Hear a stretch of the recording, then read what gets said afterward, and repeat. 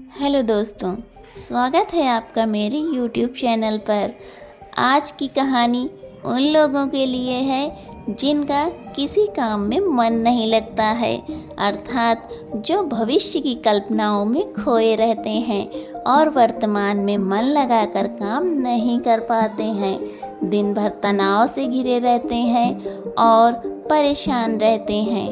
तो आज की वीडियो में मैं आपको ऐसे 5 तरीके बताऊंगी जिनका अनुसरण करके आप अच्छा जीवन जी सकते हैं और तनाव मुक्त रहकर हर काम में अपना मन लगा सकते हैं। तो चलिए कहानी को शुरू करते हैं। एक बार एक आदमी एक बौद्ध भिक्षु के पास गया और बोला कि मैं अपने शहर का एक व्यापारी हूँ। मेरा पूरा दिन अपने व्यापार के काम में ही बीत जाता है और इस वजह से मुझे ज़्यादा खाली समय नहीं मिल पाता है, जिसकी वजह से अब मैं बहुत तनाव महसूस करने लगा हूँ।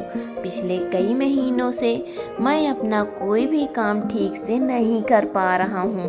अब मेरा कुछ भी करने का मन नहीं करता है। मुझे काम को टालने की आदत हो गई है। मैं बहुत आलसी हो गया हूँ और चिड़चिड़ा भी हो गया हूँ। मेरी इन आदतों के कारण मैं आजकल बहुत चिंतित और बेचैन रहने लगा हूँ। कृपया मुझे कोई ऐसा उपाय बताएं जिससे मेरा मन दिन भर भटकता ना रहे और मैं पहले की तरह अपने काम में मन लगा सकूं।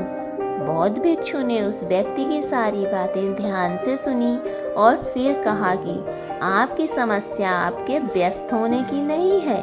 काम करो, बल्कि अपने काम को बोझ समझो। और कोई भी व्यक्ति अपने काम को बोझ तभी समझता है जब वो अपनी वर्तमान नौकरी को नज़रअंदाज कर रहा होता है और केवल अपनी भविष्य की नौकरी के बारे में सोचता रहता है और उसके लिए मन में योजनाएं बनाता रहता है। मैं इस काम को ऐसे ही करूँगा, भविष्य में इतना बड़ा बनूंगा। और जब कोई व्यक्ति किसी काम के बारे में सिर्फ सोचता रहता है लेकिन उसे पूरा करने के लिए कोई ठोस कदम नहीं उठाता, तो वो उस काम को लेकर तनाव से घिर जाता है और फिर वो नौकरी उसके लिए बोझ बन जाती है। यह सुनकर वो व्यक्ति बोला, हाँ महाराज, आपने तो मेरे मन की बात कह दी। मैं भी पिछले कुछ महीनों से हर रोज अपने काम पर ध्यान देने की बजाय अपने व्यापार के बारे में सोचता रहता हूँ कि कहीं मेरा व्यापार कम ना हो जाए, भविष्य में कोई अन्य व्यापारी मेरे व्यापार में अतिक्रमण ना कर ले। और भी ऐसी कई नकारात्मक बातें मेरे दिमाग में चलती रहती हैं, जिसके कारण मैं अपने आज के व्यापार पर ध्यान नहीं दे पा रहा हूँ। ये सुनकर बौद्ध भिक्षु ने कहा, हम अपने विचारों में जितनी बड़ी समस्याएं बनाते हैं, असल जिंदगी में समस्याएं इतनी बड़ी नहीं होती। आपको बस अपने आज पर ध्यान केंद्रित करने की ज़रूरत है, बाकी सब चीज़ें अपने आप ठीक हो जाएंगी। व्यक्ति ने कहा, महाराज, मैं ऐसा करने में सक्षम नहीं हूँ। मैं अपने आज के काम पर ध्यान केंद्रित नहीं कर पा रहा हूँ। मैंने बहुत कोशिश की लेकिन मैं हर बार हार जाता हूँ। मुझे अतीत की गलतियों पर पछतावा होता है। मैं भविष्य के लिए योजनाएं बनाने लगता हूँ और फिर मेरा मन बेचैन हो जाता है। आप मुझे कोई रास्ता बताएं ताकि मैं आज पर ध्यान केंद्रित कर सकूं। लेकिन मैं ध्यान योग नहीं कर पाता बहुत लंबे समय तक, और ना ही मैं कोई बड़ी साधना कर सकता हूँ। इसलिए आप मुझे कोई आसान तरीका बताएं। बौद्ध भिक्षु ने कहा, ठीक है, आज मैं आपको ऐसे छोटे छोटे तरीके बताने जा रहा हूँ जिन्हें आप अपने दैनिक कार्यों के साथ कर सकते हैं। ये तरीके सुनने में बहुत छोटे लगते हैं, लेकिन अगर आपने पूरी शिद्दत से इनका पालन किया तो कुछ ही दिनों में आपको इनके सकारात्मक परिणाम दिखने लगेंगे और आप कर पाएंगे आपका वर्तमान कार्य और अधिक ध्यान से। व्यक्ति ने कहा, हाँ महाराज, आप मुझे ये तरीके बताइए, मैं उन पर ज़रूर अमल करूँगा। बौद्ध भिक्षु ने कहा, पहला तरीका, मन लगाकर खाना खाना। ज़्यादातर लोग खाते समय खाने पर ध्यान नहीं देते, बल्कि उनका ध्यान बातचीत करने पर होता है।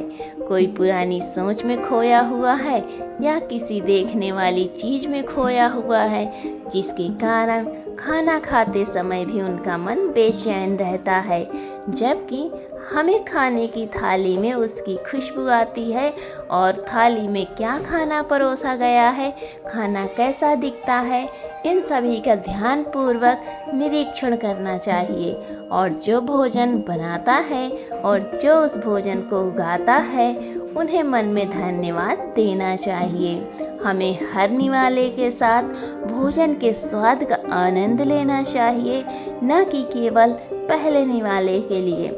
यदि आप भोजन को ध्यान से, प्यार से लेते हैं, तो भोजन समाप्त होने के समय आपका मन पूरी तरह से शांत हो जाएगा और आप अंदर से खुशी महसूस करेंगे। और यही कारण है कि पुराने भारतीय समाज में मौन रहकर भोजन करने की परंपरा रही है, क्योंकि मौन रहकर मन लगाकर भोजन करना भी ध्यान का एक तरीका है। और सिर्फ खाना खाते समय ही नहीं, बल्कि आप रोज़मर्रा के काम जैसे चलना, नहाना, साफ सफाई आदि भी ध्यान से करेंगे, तो आप पूरे दिन खुशियों और अनंतता से भरे रहेंगे। बौद्ध भिक्षु ने कहा, दूसरा तरीका ये है कि आप अपनी सांसों पर ध्यान दें। सांस लेना एक प्राकृतिक और लयबद्ध प्रक्रिया है जो स्वाभाविक रूप से चलती रहती है। जब हम अपनी सांसों पर ध्यान देते हैं, तो ये हमें मन से शरीर की ओर ले जाती हैं। परिणाम स्वरूप हम अपने विचारों के भ्रम, भय और चिंता से मुक्त हो जाते हैं और इसे आप किसी भी समय कर सकते हैं।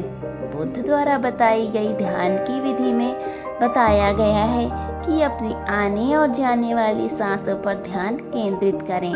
जब भी आप तनावग्रस्त हों या खुद को विचारों में उलझा हुआ पाएं, तो तुरंत अपना ध्यान अपनी आती और जाती सांसों पर केंद्रित करें। कुछ क्षण बाद आप महसूस करेंगे कि आप शांत हो गए हैं, आपका सारा भ्रम, सारा तनाव दूर हो गया है। और यदि आप लंबे समय तक अपनी सांस रोकते हैं, तो ध्यान केंद्रित करने की आदत डालें। इससे सबसे खराब स्थिति में भी आप खुद को शांत रख पाएंगे और अपने वर्तमान कार्यों पर अधिक समय तक ध्यान केंद्रित कर पाएंगे।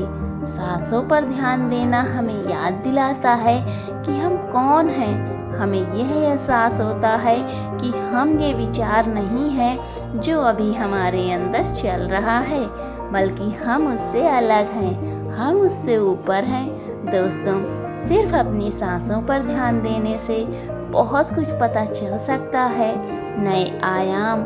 हमारे पूर्वजों ने सिर्फ अपनी सांसों को कैसे नियंत्रित किया जाए, इस पर बहुत काम किया है।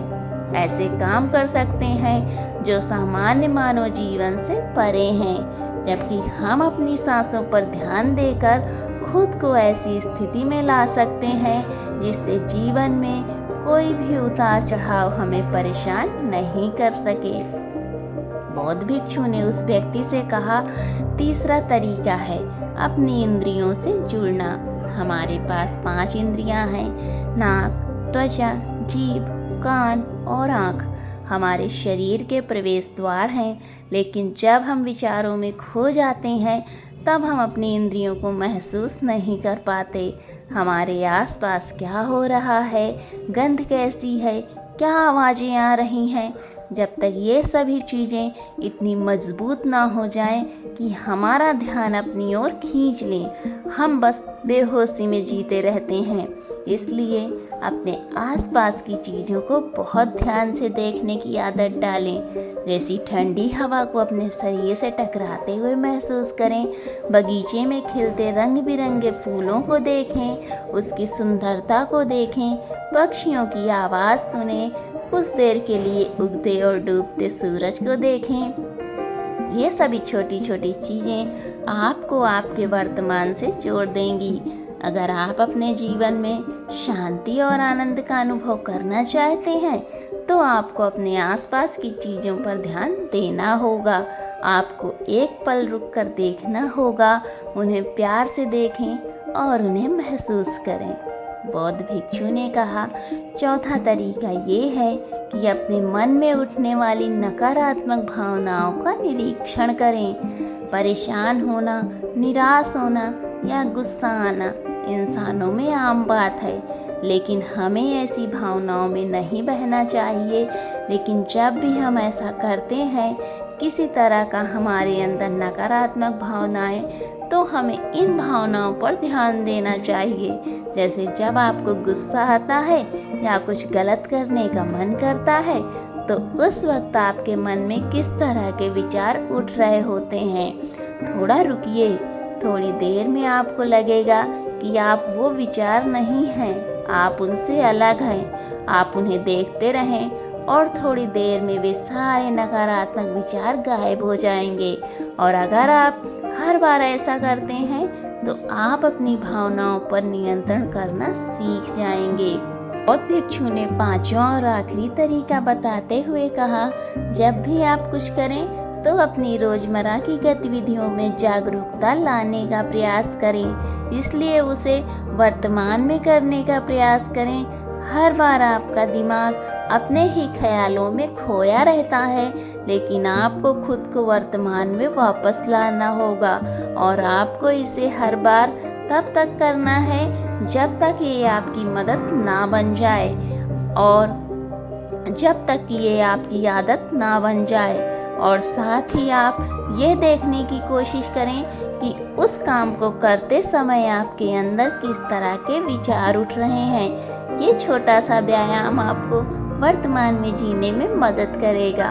भिक्षु ने आगे कहा, शांति और आनंद कोई घटना नहीं है, बल्कि एक प्रक्रिया है जो हमारे जीवन के साथ चलती है। अगर हम सचेत होकर जीना सीख लें तो सब कुछ सही हो सकता है। इतना कहकर बौद्ध भिक्षु चुप हो गए और व्यापारी उन्हें धन्यवाद देकर चला गया। तो दोस्तों, कैसी लगी आज की कहानी आपको? उम्मीद करती हूँ कि आज की कहानी से आपने बहुत कुछ सीखा होगा। तो मिलती हूँ आपसे अगली कहानी में। तब तक अपना ख्याल रखें। और अगर अभी तक आपने अपने चैनल को सब्सक्राइब नहीं किया है तो प्लीज़ मेरे चैनल को सब्सक्राइब कीजिए और मुझे ज़्यादा से ज़्यादा सपोर्ट करिए। वीडियो में अंत तक बने रहने के लिए आपका बहुत बहुत धन्यवाद।